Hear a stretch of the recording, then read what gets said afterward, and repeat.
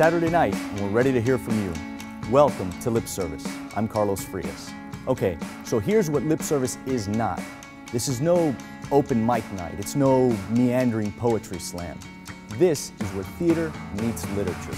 It's South Florida storytellers bringing you carefully crafted tales about life in this glittering swampland. Oh, and the stories? Yeah, they're all true. And tonight, with our partners at Books and Books, we're telling them here at the Actors Playhouse on Miracle Mile in Coral Gables, Florida. So sit back and enjoy. We'll make you laugh, we'll break your heart, and who knows, maybe we'll inspire you to come out and tell your story live on stage.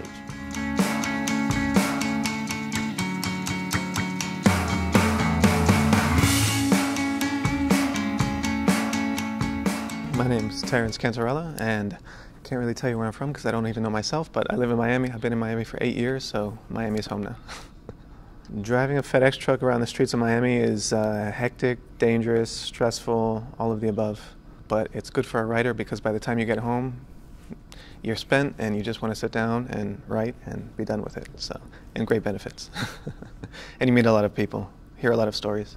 I guess the most interesting stories come from the residential neighborhoods, when you go to people's homes and you see inside and you see their family life, and you see them again and again, and you sort of become friends with them, and those are the people who really give you the best stories. It's not just the one-time meeting, it's the people that you connect with, and you just get to know them, and through them you get to know the neighborhood and you get to know Miami.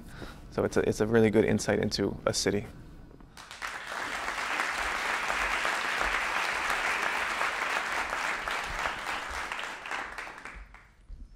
In Miami, sex is always just around the corner. Those are the words of my Cuban friend, Jose.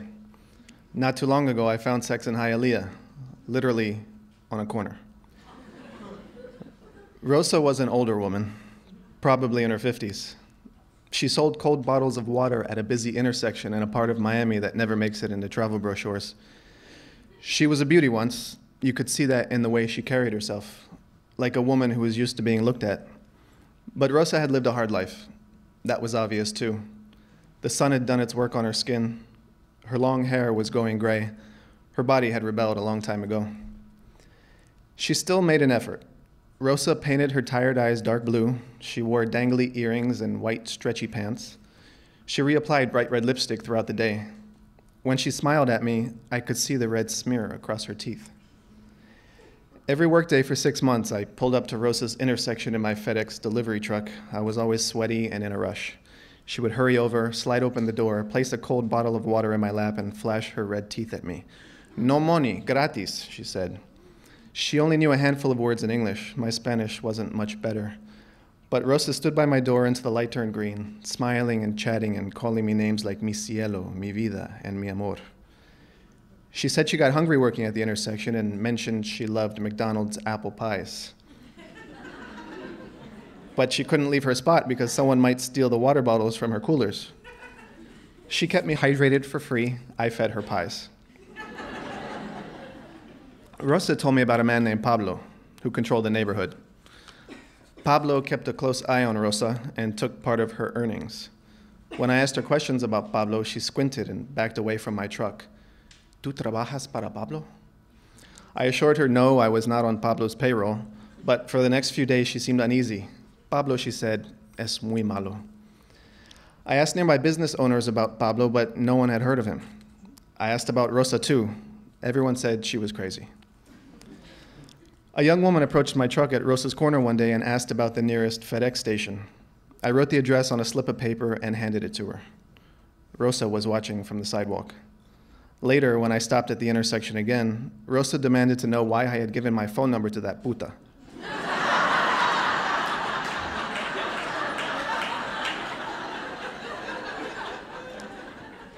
At that moment, I realized Rosa was odd, but our interactions never lasted more than the length of one red light, so it was difficult to pinpoint the exact nature of her quirkiness. One day, she put her hand on my knee and asked, "Papito."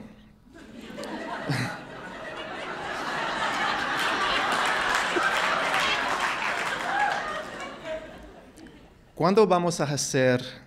Then she said a word that I didn't understand. "I'm sorry," I said, "no entiendo." She thrust out a hip, made a fist, and pumped it sideways in the air. She said, "Ju, me, chaka chaka."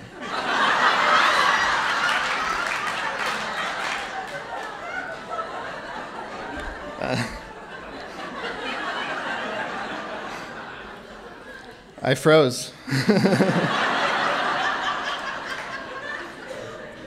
Chaka chaka didn't need translating. Pero I summoned the best excuse I could manage in Spanish. Tengo un amor a la casa. I have a love at home. But you are young, she said. You should have many women, not just one.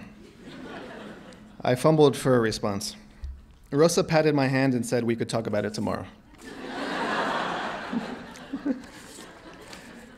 The next day, Rosa pretended not to see me and my giant FedEx truck.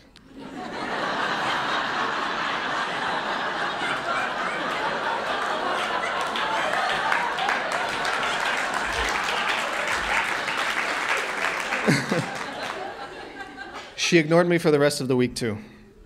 Finally, she came to me with a question. Papito, you are gay?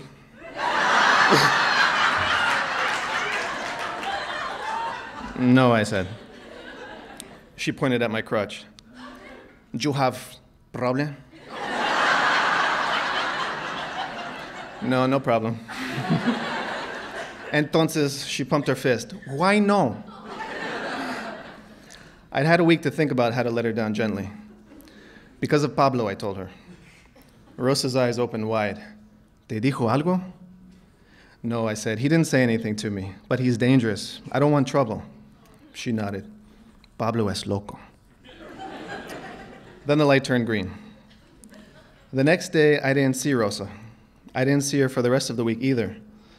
I asked a nearby security guard if he'd seen her. He told me she'd been hit by a car during the weekend and died. I checked online and found a small item about a pedestrian who was struck and killed. The article didn't print her name, only the driver's. It wasn't Pablo. Whenever I pass that corner now, or buy an apple pie, I miss Rosa. She was, for me, the embodiment of Miami. She had a playful spirit, zero inhibition, a well-worn but still hungry look, and she told unverifiable stories about a man named Pablo.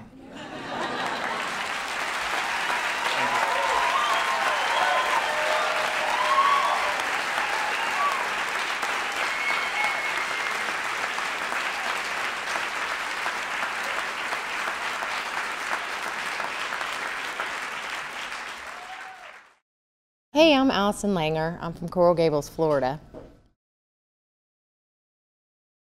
You know, I really enjoy it while I'm there, and I edit the photos at night, and I look at all the beautiful bodies and the beautiful photos, and I think, if I just did a little of this or a little of that, you know, I'd feel maybe a little bit sexier, a little bit better about my own body.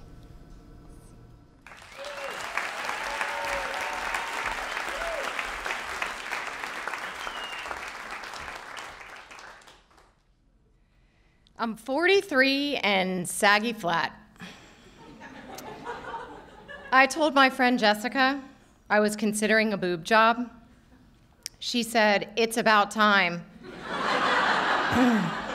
You'll never get a date in this town with small tits. Is that true? I've spoken to tons of men who say they hate giant fake boobs, but they're not asking me out. So maybe they hate tiny real ones too. Shit, even my dad's girlfriend has fakers. Sorry, Susie.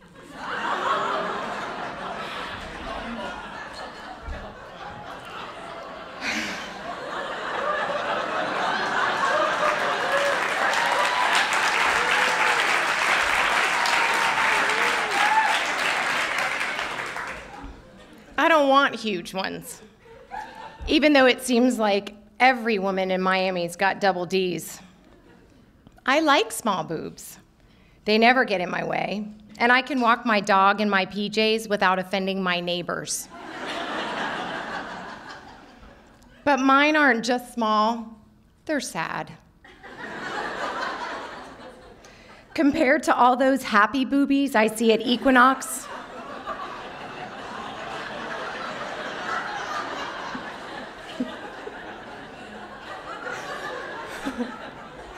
Or Whole Foods.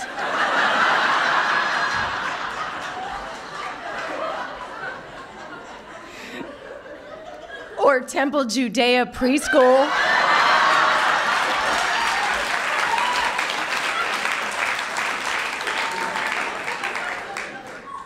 Mine are frowning. I've tried to find a better bra. It turns out they don't make pretty and functional bras for little boobed women. Bras with underwire just cut into my ribs. And I can't do a push-up bra. There's nothing to push up. Recently, I went to the little girl section of Target. I was in the dressing room with one called My First Bra.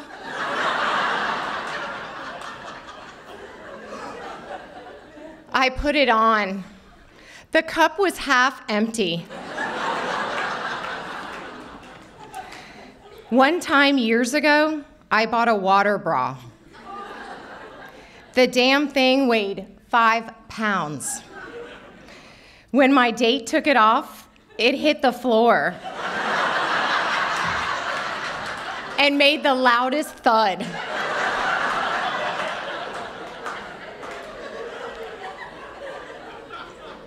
What was that?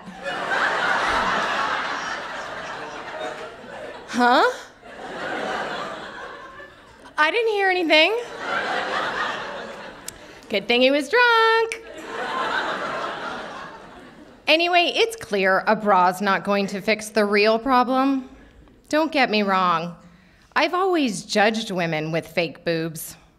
How could they hack up their bodies?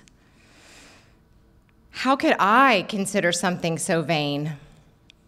I'm the bohemian among my waspy Coral Gables friends. I'm a successful photographer. I had children by myself without a man.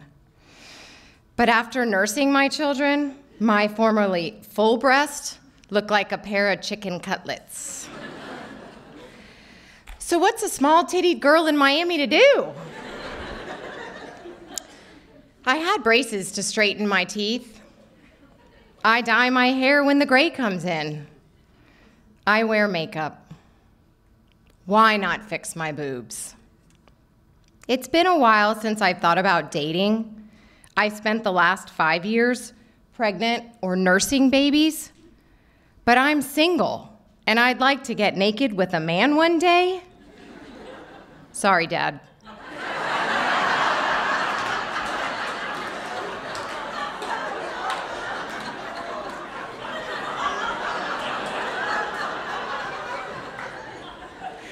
I want to feel sexy. Is it really so bad to want my cup more than half full?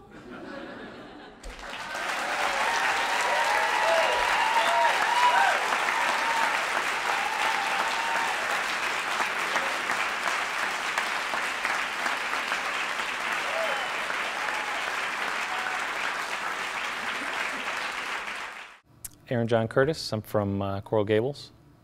The dress code on Brickell is it's very Italian shoe wearing, designer suit kind of place to be. I work at an independent bookstore. I bike to work. I try to hold off until June to start wearing shorts because those summer months can get really brutal. But usually it's just shorts and t-shirt or jeans and a t-shirt.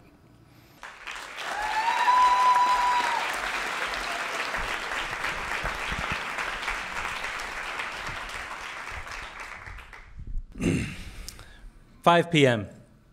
It's Friday after work. I'm nursing a Guinness at a bar called The Bar. My marriage ended 6 weeks ago. To help me get over it, my friend Maria offers to take me out drinking. Maria took me to the Cheesecake Factory on the first birthday without my wife. In my world, this is equivalent to guys taking me to a strip joint. 6 p.m. Maria shows up just in time to drink free for happy hour. She's wearing heels and a low-cut dress. I'm worried about my outfit. It's August in Miami, and I drive a bicycle.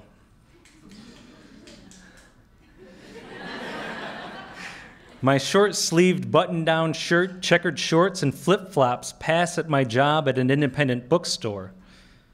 Doesn't exactly say Friday night out. Maria tells me I'll be fine, just a casual dinner at one restaurant, then drinks at another. I decide to trust her. We both know if I go home to the apartment I still share with my soon-to-be ex-wife, I'll end up wallowing in self-pity all weekend. 8 p.m. Maria takes me to Coconut Grove. Inside Jaguar, she points to every pair of shorts we see.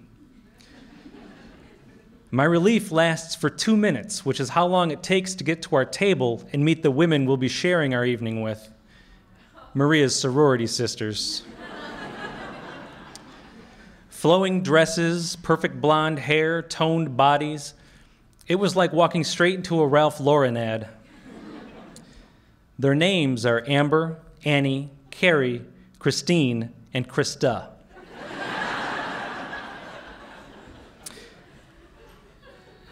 After dinner, we raise our glasses in a toast. The waitress snaps pictures. I imagine my ex logging onto Facebook and finding pictures of me surrounded by 6 beautiful women. I smile for the camera and for the mean satisfaction this mental image gives me. When I hear we'll be having drinks in Brickell, my stomach clenches. In Brickell, men wear tailored suits, Italian shoes, and $60 haircuts. I'll be wearing shorts and flip-flops. To make matters worse, we're going to this place called My Name is Dolores, but you can call me Lolita.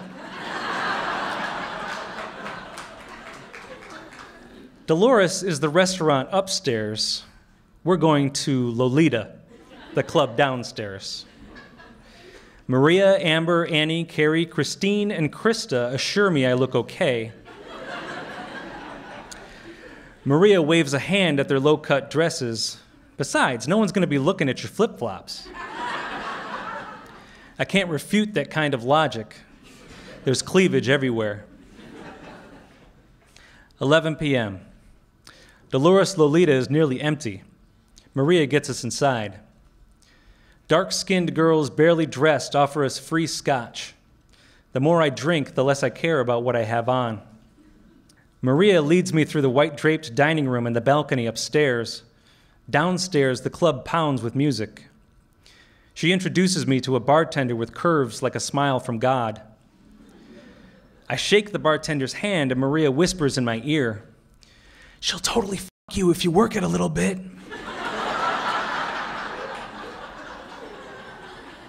Somehow, Maria makes vulgarity sweet. She knows I've been with the same woman since I was 19. She's just trying to help me move on. Before I can decide whether to flirt with a sure thing, my cell phone rings. It's my best friend. Dolores Lolita is getting crowded, so I leave to take the call. 12 a.m. The bouncer won't let me back inside. But I was just in here. I show him my promo cup of scotch. See, how did I get this if I wasn't just inside? You ain't dressed right, man. I walk away wondering how I'll get home. Then I see Maria in the outside seating area. Maybe I've had enough of rejection, or maybe it's the scotch, but I push through the bushes and potted plants to reach her. People stare, but I've stopped caring. When I tell Maria what happened, she can't stop laughing. 1 a.m. I'm drinking promotional scotch with the sorority sisters. They want to know why I'm still wearing my wedding ring. I say, hey, this thing's a chick magnet. I've been getting laughs with this line for weeks, but none of the sisters even crack a smile. It's a chick magnet until you start talking about your ex, Annie says. Then it's like, hi, I'm not over my wife. Their advice? Ask questions, then shut the hell up. 3 a.m. Maria tells me being single is the best, and anyone who says otherwise is a liar. I doubt being single is the best. Still, at this moment, surrounded by bare skin and free booze, it doesn't feel like the worst. 4 a.m. I take off my wedding ring.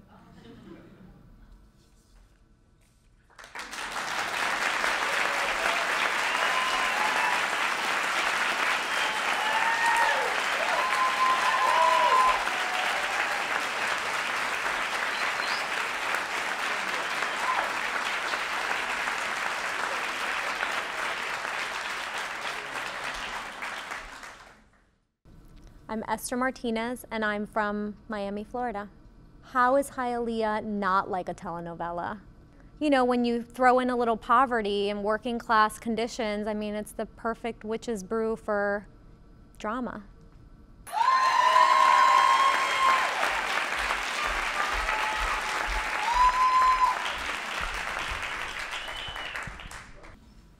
On West 17th Court in Hialeah, a house is on fire.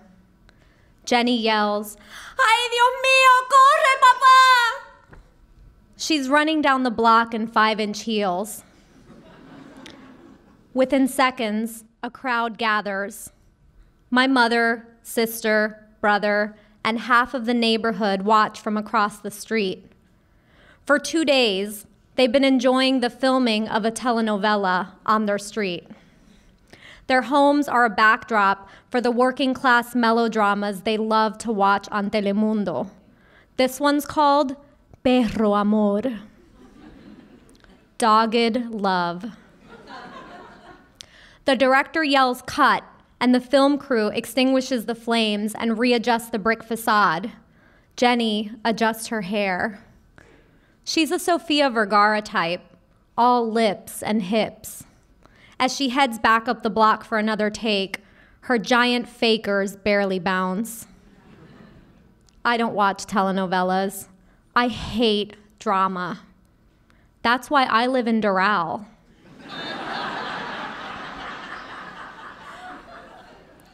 But when my mother calls to tell me about the filming, I say, no, esto no me lo pierdo. I'm coming! I drive past botanicas, bodegas, 99-cent stores, past used car dealers where no crédito is no problema. At the traffic light, an old man sells peanuts, churros, and pineapple soda. My 16-year-old sister, Crystal, is waiting for me on the sidewalk. She tells me the director's recruiting extras from the neighborhood, paying $50 a day. Our brother Eddie's been trying to land a role. Crystal asks one of the producers, "Why this street?" The producer says, "We needed a poor neighborhood." "Hello," Crystal says, "I live here." "Jerk," I whisper, but I get it. As far as celebrity cities go, Miami might be Eva Mendes, but Hialeah's Ugly Betty. Some neighbors have improvised a viewing party. They bring out folding chairs and coolers and pass around bottles of Presidente beer. I see my mother all done up. She's like someone playing the role of my mother. "I want to see Carlos Ponce," she says. He's the heartthrob protagonist of Dogged Love. I wouldn't mind seeing him either.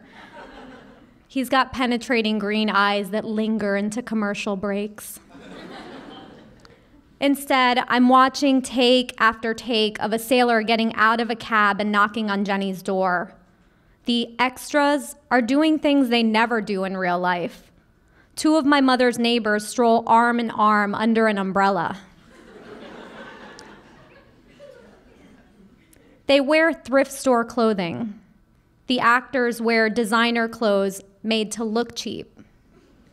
Ugh, I hate telenovelas. I say poverty is not romantic. Truth is, I'm bored. I miss the good stuff, the fire scene, and the cat fight. I walk back to my mother's townhouse. On the coffee table, I see some pamphlets left by Mormon missionaries and another eviction letter. My brother Eddie bursts in behind me. Come quick, hurry! What? I ask. What did I miss? Mikey's dad tried to drown him. We take off down the block. Mikey is standing in the shadow of spotlights and reflector screens. He's wet and shivering. Mikey's 16. He lives in the townhouse next to where they're filming. Mikey says his father grabbed him by the collar and pushed him into the lake behind their house. He can't stop repeating it. My dad said he'd kill me. There are no secrets in Hialeah, where homes are built to the lot lines, pressed together like gossiping neighbors. While we wait for the police to arrive, everyone shares what they know. My mother says Mikey's mom left 2 weeks ago after her husband beat her up. Mikey's friends, 2 wiry skateboarders, tell us about the double-barrel shotgun hidden in the house. Everyone knows Mikey's dad's an alcoholic, that he's violent. Next door on the set, Jenny's father yells about the sailor, "He's gonna get you pregnant again!" Jenny yells back, "You're ruining my life!" The cops arrive at the scene. It seems natural that cops should be here, part of the telenovela, but these cops are real. We approach them, me, Mom, neighbors, Crystal, Eddie, Mikey's friends, all talking at once. The officer in charge is all swagger and slick black hair. He takes Mikey inside the house where his father's holed up. The other 3 cops, they join the audience and watch the show. The sun is a spotlight. I'm sweating through my clothes. Jenny's still fighting with her father. The cops are lost in the crowd, and in the middle of the street, right in front of us, 2 stray dogs mount and hump. Then 2 Mormon missionaries in black pants and pressed white shirts pedal by on their bicycles. They look around smiling, and one of them asks, "Hey, what's going on here?" I don't say anything. Where do I start? My mother says, "Perro amor." The cops do nothing. It's Mikey's word against his dad's. When we complain, the cop says, "Corporal punishment is legal." I end up watching Dogged Love. I want to see the scenes I missed. I want to see the neighborhood, the neighbors, the extras, and there they are. They've become part of the cast. I know the camera only sees what it wants, but I keep trying to look outside the frame, to catch sight of the crowd watching from across the street. I want to see myself living outside the drama, but I can't.